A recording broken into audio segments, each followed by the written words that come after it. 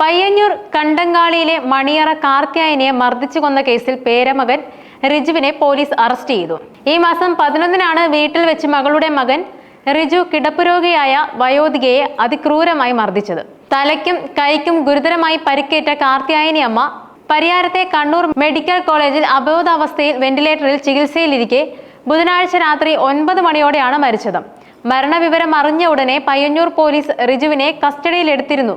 വ്യാഴാഴ്ച രാവിലെയാണ് ഇയാളുടെ അറസ്റ്റ് രേഖപ്പെടുത്തിയത്. കാർത്യായനി അമ്മയുടെ മകൾ ലീലയുടെ മകനാണ് റിജു. ഈ മാസം 11-ന് ഉച്ചയ്ക്കാണ് കാർത്യായനി അമ്മയ്ക്ക് മർദ്ദനമേറ്റത്. മകൾ ലീലയുടെ മകൻ റിജുവാണ് ഇവരെ ആക്രമിച്ച് ഗുരുതരമായി പരിക്കേൽപ്പിച്ചത്.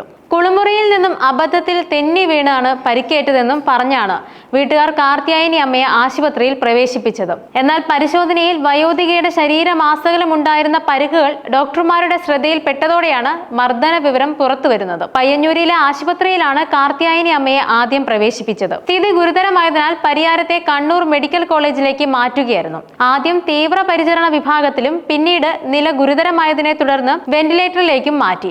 പരിശോധനയിൽ ഇവരുടെ ദേഹത്ത് മർദ്ദനമേറ്റതിന്റെയും ചവിട്ടേറ്റതിന്റെയും തല ചുമരിൽ ഇടിച്ചതിന്റെയും ക്ഷതങ്ങൾ കണ്ടതിനെ തുടർന്ന് പരിശോധന നടത്തിയ ഡോക്ടർമാർ മെഡിക്കൽ കോളേജ് പോലീസിൽ വിവരം അറിയിക്കുകയായിരുന്നു. തുടർന്ന് പയ്യന്നൂർ പോലീസിലെത്തി കാർത്യായനിയെ പരിചരിക്കുന്ന ഹോം നഴ്സ് ആലക്കോട് ഉദയഗിരി സ്വദേശിനി അമ്മിണി രാമകൃഷ്ണന്റെ മൊഴിയുടെ അടിസ്ഥാനത്തിൽ കേസെടുക്കുകയായിരുന്നു. കുടുംബത്തിന് വീതം വെച്ചപ്പോൾ ഇവരുടെ സംരക്ഷണ ചുമതല ഏറ്റെടുത്തത് മകൾ ലീലയായിരുന്നു. അതിനാൽ കാർത്യായനി അമ്മയുടെ പേരിൽ ഉണ്ടായിരുന്ന വീടും ലീലയ്ക്ക് നൽകി.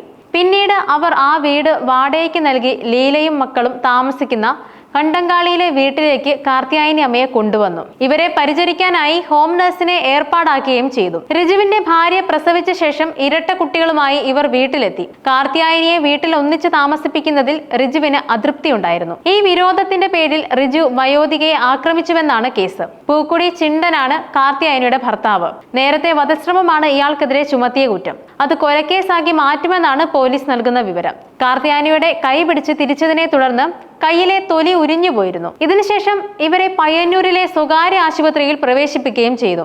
കുളിമുറിയിൽ വീണുവെന്നാണ് ബന്ധുക്കൾ പറഞ്ഞത്. പിന്നീട് ഡോക്ടർമാരാണ് മർദ്ദനമേറ്റതിന്റെ പാടുകൾ കാണുകയും പരിയാരത്തെ മെഡിക്കൽ കോളേജിലേക്ക് റഫർ ചെയ്യുകയും ചെയ്തത്.